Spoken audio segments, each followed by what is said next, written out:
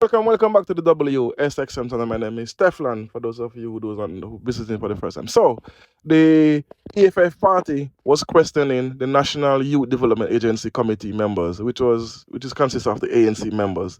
And in this meeting, it's one of the most embarrassing meetings I've seen, where the EFF member was asking questions about the policies of the department, and the members cannot explain what the policies are, what the agency is about.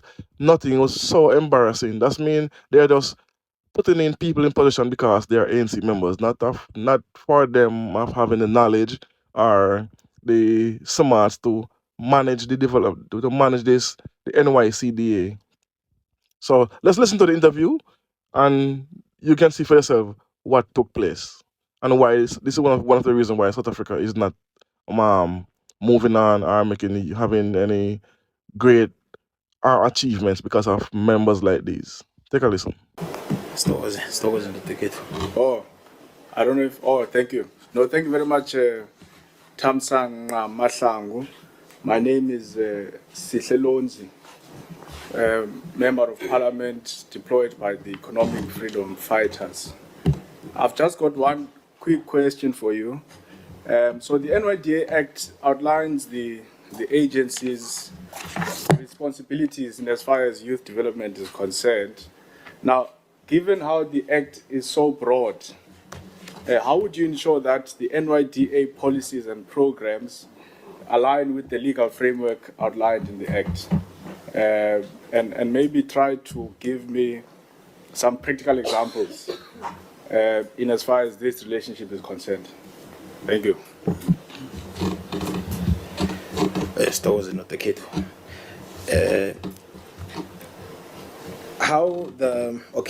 As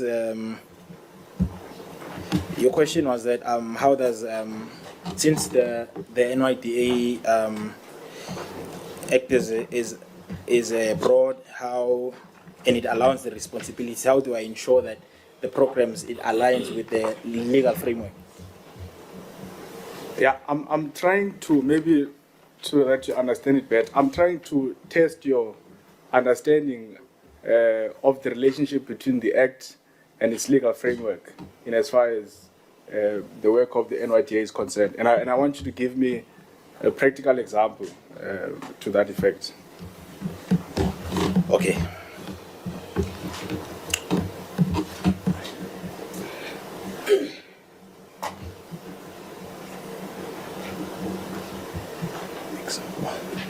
Okay, Stores, Honorable Sihle. And as far as the NYDA Act is concerned, especially with, I will firstly maybe take the root of its role in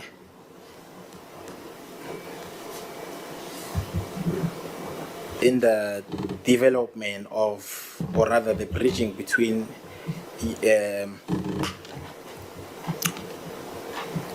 ensuring the rural communities participate, and since it's mandated by the National Development Plan to be the one agency that incorporates it to ensure that it participates in that thing. So I think into ngayisho manje ukuthi the NYDA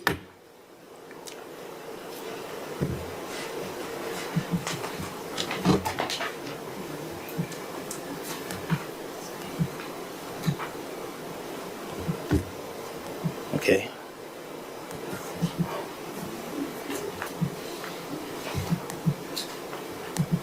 Honorable Sihle, can you please repeat that again? I'm not sure if I'm understanding it well. From how I'm understanding it, I think it may be different from what you are saying. Can you please? Through you, Chair, if you allow. Oh, I'm trying to understand, my brother. Yes. If I'm just trying to find a simple way of explaining it to you. In as far as NYDA must fulfill its objectives, right? Yes. Youth development, the things that you would have mentioned here. Yes. Now, there's the NYDA Act, and then there's the legal framework of the NYDA Act. I want to know if you understand the relationship between those two, and if you can give me some practical example, even one, that demonstrates to us and the people of South Africa that you'll be serving, that you understand this relationship. Okay. Okay, so from the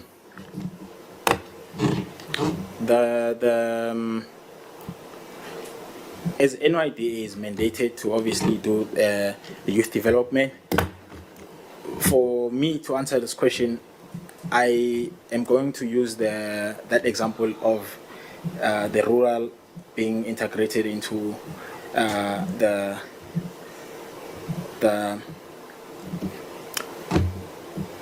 okay, so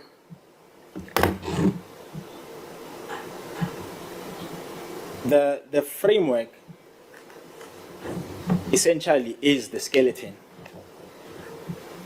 and then from the act itself, it's the policy, the legal framework will be okay.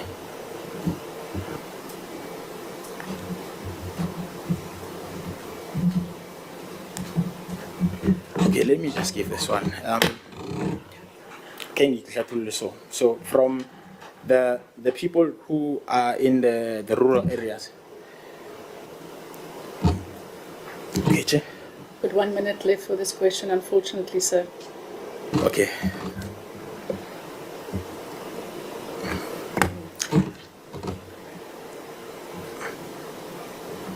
I think while you still apply your mind to that question, I'm going to ask the Honourable Tsotsetsi to come in, and maybe you can respond to both questions at the same time.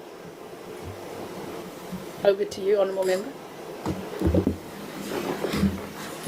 Chair, you're saying you must respond in my 7 minutes. Okay. No, thank you, Chair. I've got a question, but I think consistent with the clarity that we wanted to ask from the other lady we brought back in, I think it's important that I ask this because I had an engagement with the content research or advisor about it. But then I'll come in at the end for my question so that I don't disrupt the mood.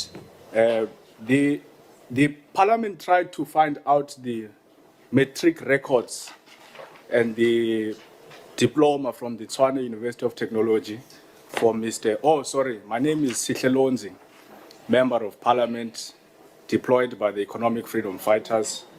We're happy that you are here, Mr. Malusi Swelo, Knowledge Masilela. And because we struggled to verify, I think it is consistent and correct, as we did with other candidates, to maybe put it to the candidate immediately. When did you finish your diploma at the Tshwane University of Technology? When did you complete your diploma in journalism? I've fully completed it in 2023. 2021. Sorry, my apologies. Yes.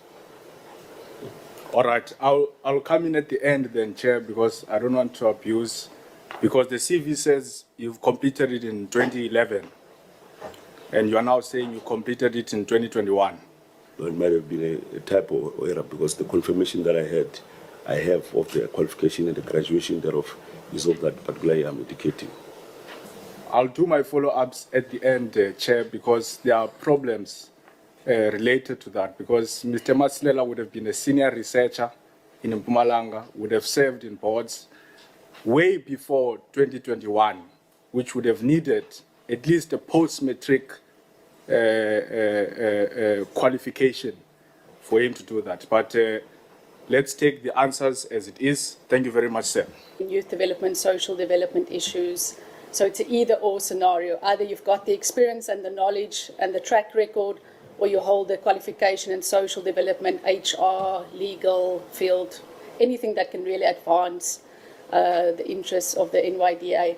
Now, you hold a matric certificate, you hold a national diploma in journalism from the Tshwane University of Technology, which you obtained in 2021. You signed a declaration confirming that information. We also have a letter from the institution confirming that you met all the criteria for the qualification, but they were not able to verify your qualification. So just for clarity, just a clarity-seeking question maybe, what challenges arose between yourself and the university that they were not able to verify your qualification? Thank you very much. I think I'm part of the statistics of South Africans that don't afford certain fees. So I owe fees to the Tshwane University of Technology, which I'm in the process of finalizing. And that's the reason that why the university could not give me. So I'm just another South African youth who can't afford fees. That is just the clarity that I was seeking. Thank you very because much. that is the information. I just wanted to give you an opportunity to give us that information. Thank you. Over to you, Honourable Lonzi. Chair, that point you are making now needs me a follow-up clarity before I go to my question. Because you are saying he signed a declaration confirming that he got his diploma in 2021, when his CV is saying he got his diploma in 2011. Perhaps when I ask my other questions, you can clarify it then in the end you can. Yeah, You can I come think in. he indicated that it was a typo. I think all of us make mistakes. 2011 and 21 it was an error. Or it was a typo on the declaration. Not declaration, the CV. On the CV. The declaration says 2021. The university says 2021. And I did No, say the that. declaration. Yes. All right. No, thank you, Chair. No, thank you very much, Mr. Chair, but Melusi. can I also just raise a point of concern? Come to Alibaba.com, check out the top rankings, enjoy fast dispatch and low MOQ on time delivery guarantee.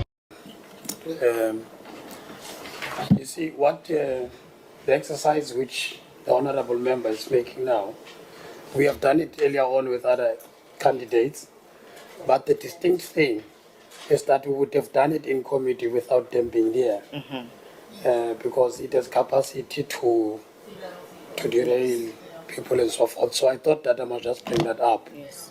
Thanks. No, I agree with you. That's why I wanted him to just tell us what the challenges are, because I think he's, like he says, he's one of the many in South Africa, many young people who could not afford to, I mean, there are many young people who've got outstanding fees, and I wanted, because I think, we don't want a situation where he's accused of something, but I think the matter is clarified, so I want him to be able to proceed in a manner that's fair to all of us and him. But your concern is noted, Honourable Member.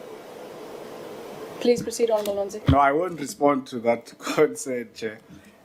So in 2024, Mr. Masilela, the NYDA Amendment Act introduced a new function in the agency's mandate. What is that function? I'm looking for the specific function that was introduced. I mean, that's 2024, so it's not very long ago. You wouldn't need to read far. And perhaps, how did that new function, which was introduced by the amendment, empower the NYDA in its ability to oversee and coordinate some of its programs? Thank you. I think, thank you very much, Honorable Lonzi. I think one of the I think, if I'm not mistaken, it is that of coordinating government sectors and formally now government sectors and all the other youth development structures. I think it's encapsulated in the integrated youth development strategy, but obviously as per the Amendment Act, which is that of bringing together now national youth development into one roof. And I think that's what the NYDA Act, the amendment seeks to speak to, so that there is no confusion about the mandate of the NYDA, which is that of bringing together everybody and coordinating them and initiating programs for the youth of this country, for youth development. Chair, maybe let me explain it differently, which is what I did with under candidates to help them.